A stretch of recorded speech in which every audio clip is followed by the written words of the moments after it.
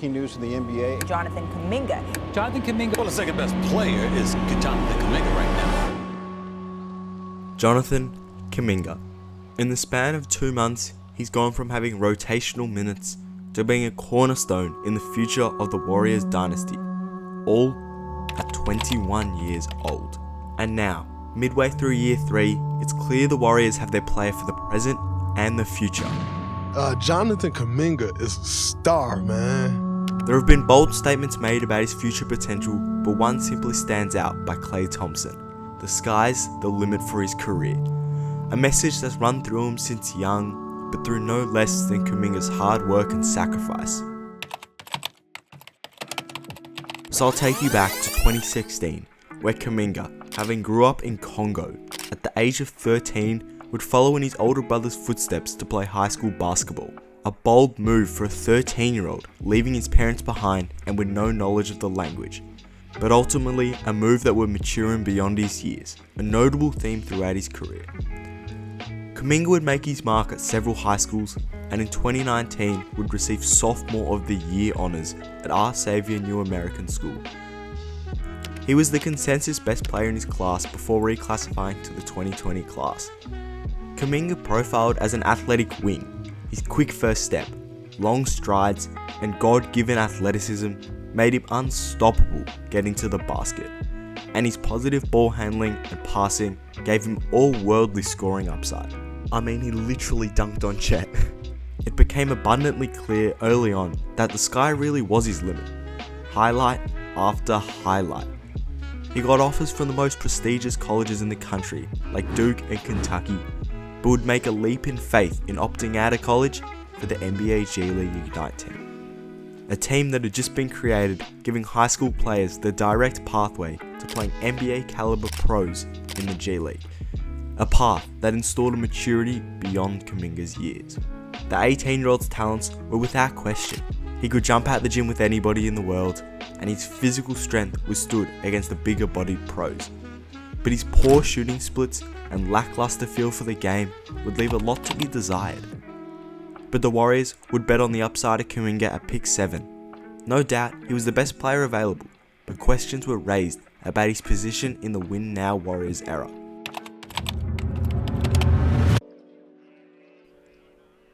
Minutes were going to be hard to come by in a strong Warriors team as a developmental player. And rightly so, honestly, playing behind the wings on that Warriors team.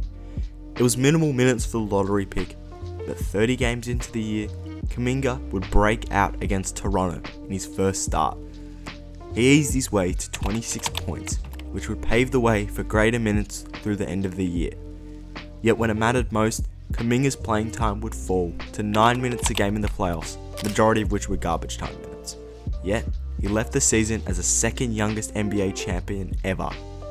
Not a bad start to your career, eh? In the following year, as vacancies grew in the wing position, and as the core aged, Kuminga was bound for a step up in year 2. But well, Steve Kerr would favour Anthony Lamb to the displeasure of fans, and if you know anything about Anthony Lamb, yeah, that guy's a weirdo. As a result, Kuminga saw merely a 3-minute increase in the regular season as his counting stats stagnated from the year before, and while his playoff minutes actually decreased. Albeit he wasn't playing garbage time minutes because the Warriors sucked. A week ago, Steve Kerr gave his explanation for Kuminga's minutes. He had favoured Toscano Anderson in 2022 and Lamb in 2023, not because they were more talented, but simply because they were better players that understood the game better. For a Warriors team focused on a ring, it was the small things that mattered.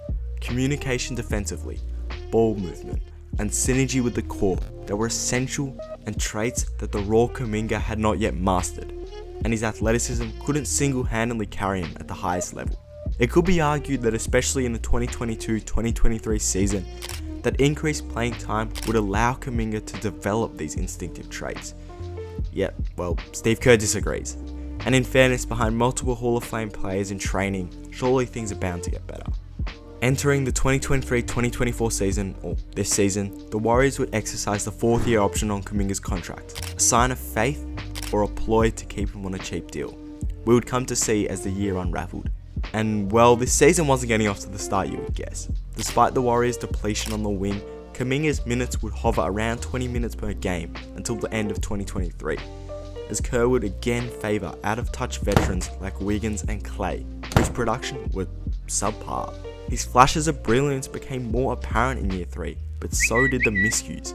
His short leash, where he was pulled from games after one mistake, would drive his frustration, leading to further on-court mishaps, and as the trade deadline approached, rumours swirled that Kuminga's home was outside of the Warriors. The 4th of January 2024, it would all change. On a random Thursday night, the Warriors would host the reigning champs. Kuminga would be starting, having gained the spot a few games earlier due to Wiggins' dip in form. But anyway, Kuminga was playing well, and at the 5-minute mark in the third quarter, he had 16, 4 and 4 in only 19 minutes of play. And after an and one bucket, he was benched. And as time went on, Kuminga's spot on the bench became permanent. His reaction at the end says it all, as Kerr had favoured the 9-point Chris Paul and 11-point Andrew Wiggins to close the game.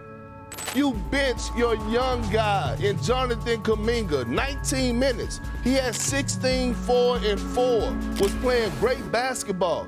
Headlines stirred and fans annoyed. Kuminga would take it to Shams, reporting he had lost faith in Steve Kerr and no longer believes that Kerr will allow him to reach his full potential.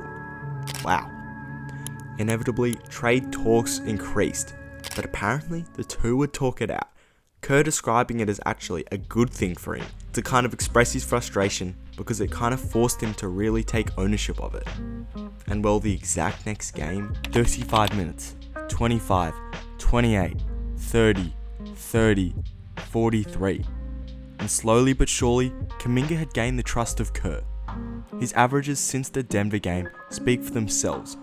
The game was coming slower to him. He averaged 19, 6 and 3 after the Denver game, compared to 12, 4 and 1 in the games prior to it in the first half of this season. I mean, it looks like two completely different players, but it actually makes perfect sense.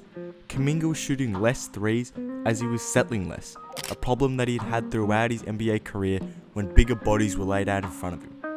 And no surprise, his 3-point percentage increased 8% as he was taking and making the good threes, and thus he had lent on his strength, his inside game. Amongst those with 2 transition possessions a game, he ranked 3rd in scoring frequency, behind the likes of Zion and ahead of the likes of Giannis. He had cemented himself as a transition monster. He had counters going both ways and the athleticism to simply rise above you. I couldn't keep going without mentioning his handle, which is much tighter, as well as his willingness to be patient and find the right look offensively, whether that be him passing or scoring. Oh, and for Steve Kerr's sake, he's a much better rebounder.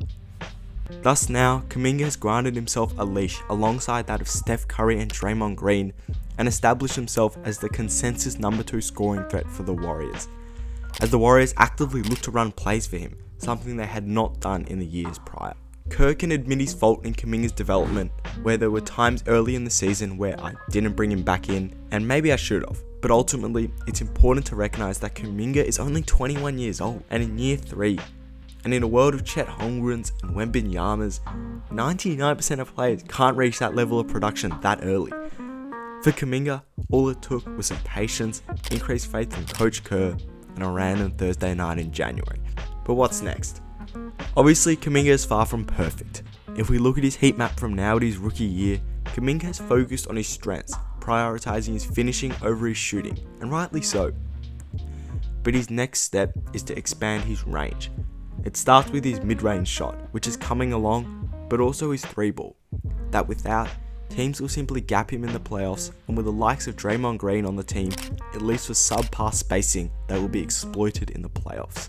Much like his offense in years prior, he demonstrates flashes of all defensive potential, yet lapses in concentration are still ever present. As for his overall ceiling, well, who knows? As Klay Thompson said, his ceiling is the sky. If he can mature his game in becoming a 3-level scorer, I mean, maybe that's ambitious, but at least a respectable outside shot, and as well as he continues to develop his bag, it's not unrealistic to say he could become a number 1, number 2 scoring threat on a championship team. But with how he's playing now, it's hard to see that he couldn't at worst be a number 3 threat as it stands. He now has the minutes, and it's up to him to see how far he can take it.